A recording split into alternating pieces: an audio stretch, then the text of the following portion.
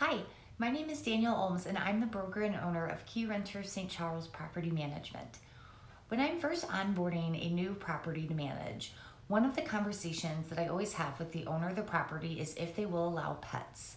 When they ask my advice, my answer is always the same: yes. The most important reason that I advise allowing pets is that it heavily strengthens your tenant pool.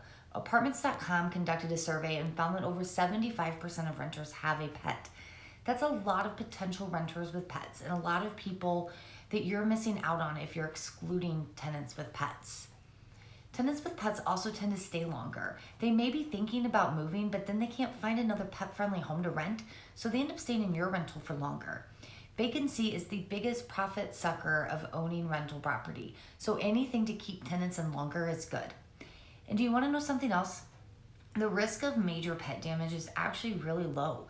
You have an entire security deposit, which is typically equal to the amount of the monthly rent that you can withhold pet damage from.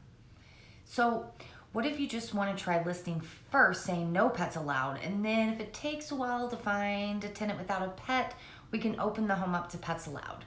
It's not a good idea. All of the people with pets have already seen your listing that says no pets allowed, so they aren't going to even look at it again and see that you've revised your pet policy. You've missed out on those people. If you're going to allow pets, allow them up front and not later. And just because you allow pets doesn't mean it's a complete free-for-all.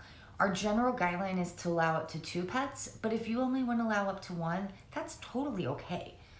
We have many policies and restrictions in place to help mitigate any potential pet damage and extra expenses for you, the landlord. We have a list of restricted animals and breeds, and anyone with an animal must pass our pet screening application as well.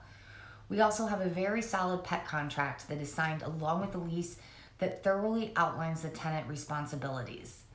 All of this being said, as a property management client, you also get to take advantage of our pet guarantee, meaning that if there were to be any pet damage that would exceed the amount of the security deposit, we will cover up to $1,000 in that cost. I hope this helps to shed some light on why it's recommended to allow pets. As always, call or email me with any questions.